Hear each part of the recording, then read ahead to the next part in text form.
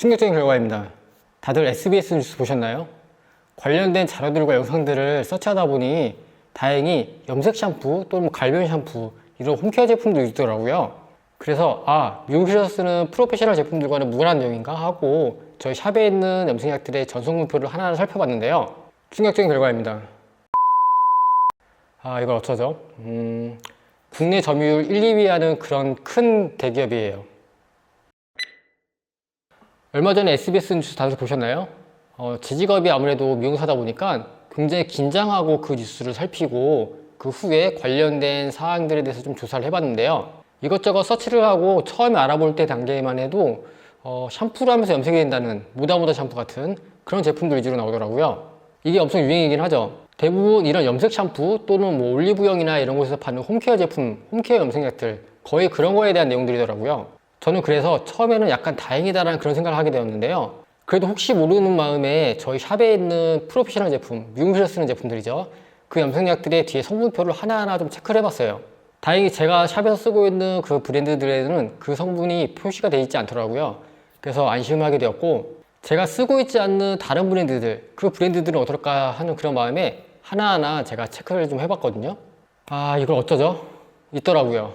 그것도 누구나 다 알만한 굉장히 대기업 브랜드. 국내 점유율 1위, 2위 하는 그런 큰 브랜드예요. 너무 고민되더라고요. 이 염색약 점유율이 너무 높아요. 우선 그 기업을 탓하는 건 둘째치고 그 브랜드를 쓰고 있는 미용실들의 피해는 가지 않을까? 그리고 혹시라도 오해를 사서 피해를 보게 되는 브랜드는 없을까? 그런 미용실들은 없을까? 머리가 좀 복잡해지더라고요. 개인적으로 프로페셔널 제품에서는 안 나오길 바랬는데 나와버린 거죠. 그런데 어쨌든 미용실 전체가 오해를 받게 되고 소비자들한테 미용실에 대해서 약간 불신을 갖게 되면 안 되겠다는 생각이 들었고요. 그래서 그 브랜드를 밝혀야겠다고 생각을 들었었는데요. 솔직히 좀 겁나더라고요. 원체 대기업이기도 하고요. 그래서 법적인 부분을 체크를 안 해볼 수 없었어요. 그래서 법적인 부분을 조금 체크를 해봤더니 제가 엄연히 이 성분들은 판매 금지된 성분이다 이렇게 공공연하게 사실임에도 불구한 그런 내용들을 말을 한다고 해도 영업방해나 이런 것들로 고소가 들어올 거라고 하더라고요. 그리고 결국에는 시간과 돈이 많은 대기업들이 이기게 될 거라고. 그래서 그냥 스스로 뚫었습니다. 네, 그 브랜드를 직접적으로 알려드리기 힘들 것 같아요. 그래서 힌트를 드리자면 뉴스에서도 나왔듯이 국내 모 대기업 제품이에요. 이건 제가 얘기한 게 아니고 뉴스에 나온 말을 그대로 인용한 겁니다. 국내 모 대기업 제품도 포함되어 있다. 대기업 제품도 들어있어서 파장이 예상됩니다. 뉴스 보신 분들은 아시겠지만 유럽에서는 이미 이 성분들이 금지된 성분으로 규제가 되어 있는 그런 성분들이기 때문에 유럽 브랜드를 쓰고 계신 분들은 안심하셔도 될 것 같고요. 그래도 불안한 마음에 제가 가지고 있는 유럽 브랜드들의 성분표를 살펴봤거든요. 제가 살펴본 결과 슈바츠코프와 웰라에서는 그 금지된 성분이 발견되지 않았습니다. 그런데 여기서 한 가지 짚고 넘어가야 할 게 분명히 이 영상을 보신 분들은 자기가 가지고 있는 염색약들의 체크를 한번 해볼 거란 말이죠. 성분 체크를 할 때 중요한 점이 비슷한 이름의 성분들이 너무 많아요. 같은 이름이지만 숫자만 다른 성분들도 있고요. 이름도 정말 비슷한 그런 성분들도 많기 때문에 풀네임을 전체 다 확인하셔야 됩니다. 예를 들면 5아미노페놀 같은 경우에는 금지 성분인데요. P아미노페놀이 들어간 염색약들은 굉장히 많아요. 그리고 뒤에 숫자만 바뀌는 성분들도 많다고 말씀드렸고요. 다른 예를 하나 들어보자면 염산 2,4-디아미노페놀 이 성분이 금지된 성분인 반면에 염산 2,4-디아미노페녹시에탄올은 금지 성분이 아니에요. 그러니까 성분표만 보고 오해를 해서 피해보는 브랜드는 없었으면 좋겠어요. 금지 성분이 나온 브랜드는 제가 영상에서 직접적으로 언급해드릴 수 없지만 제가 체크해본 그 브랜드들 중에서 금지 성분이 나오지 않은 브랜드들은 좀 알려드릴게요. 우선 유럽계열 모델은 제가 말씀드린 대로 슈바츠코프와 웰라는 확인했지만 금지 성분이 나오지 않았습니다. 일본 브랜드 중에서는 밀브원과 호유는 제가 체크를 해봤는데 금지 성분이 나오지 않았고요. 그런데 듣기로 일본 브랜드 중 한 브랜드에서 금지 성분이 나왔다는 얘기를 듣긴 했거든요.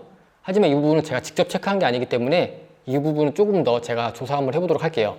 제가 미용실에서 쓰고 있는 모든 브랜드 염색약들 다 체크한 건 아니지만 뉴스에서도 나왔듯이 이 성분들이 유럽에서는 이미 예전부터 금지 성분으로 다 규제가 되어 있던 성분들이기 때문에 유럽 염색약들은 상대적으로 안전한 것 같아요. 그런데 문제는 국내 브랜드예요. 정말 좀 답답할 뿐입니다. 조금 넓게 글로벌하게 스탠스를 잡고 성장시키겠다고 했으면 분명 이 부분에 대해서도 신경을 썼을 텐데 하는 그런 아쉬운 뿐이에요. 제가 국내 브랜드 모두를 다 체크한 건 아니지만 제가 찾아낸 브랜드의 성분표를 보면은 이와 같은데요. 여기서 보시면 이 아미노 5 니트로페놀 그리고 니트로피 페닐렌디아민, 이 두 성분이 이번에 금지 성분이 된 그런 성분들이에요.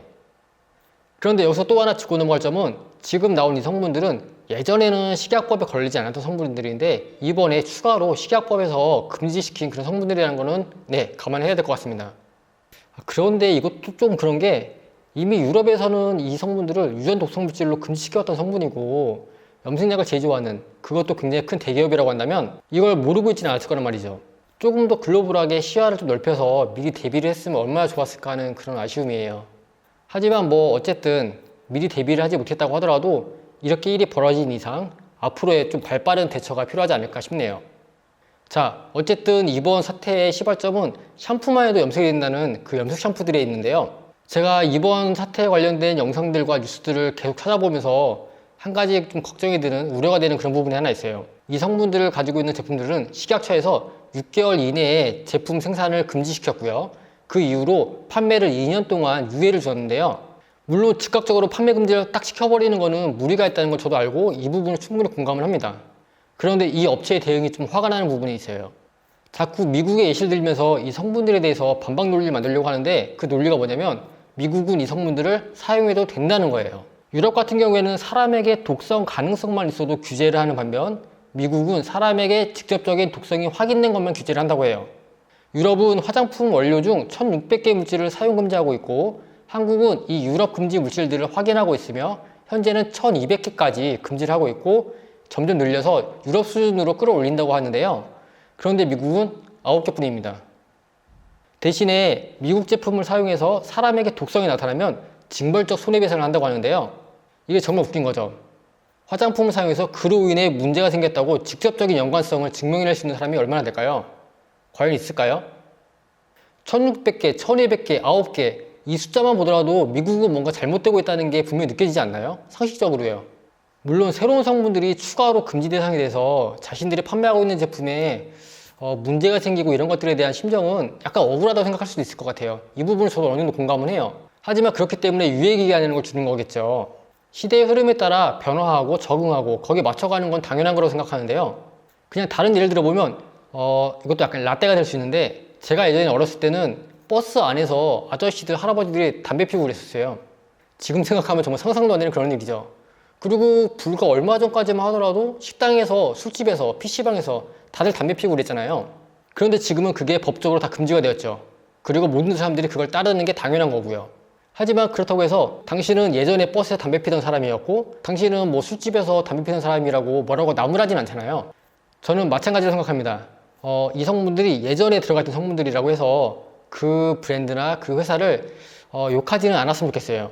대신 앞으로 어떻게 대처를 하는지 좀 지켜보고 그때 가서 칭찬을 하던 질책을 하던 그렇게 하는 게 맞지 않을까 싶어요. 오늘은 염색약 이슈가 있어서 그에 대한 이야기를 좀 해봤는데요. 저는 이 관련된 그런 조사들을 앞으로 좀 더 꾸준히 해볼 생각이고요. 지금 현재 발견된 그 브랜드의 대응에 대해서도 조금 지켜볼 생각입니다. 마지막으로 하고 싶은 말은 아무쪼록 이 사태로 인해서 미용실들의 피해가 가지 않았으면 하는 그런 마음이 좀 큰 것 같아요. 오늘 영상은 여기까지 하는 걸로 하고요. 제 영상이 유익하셨다면 좋아요와 구독하기, 알림 설정 잊지 마시고요. 다음 영상에서 만나요. 안녕!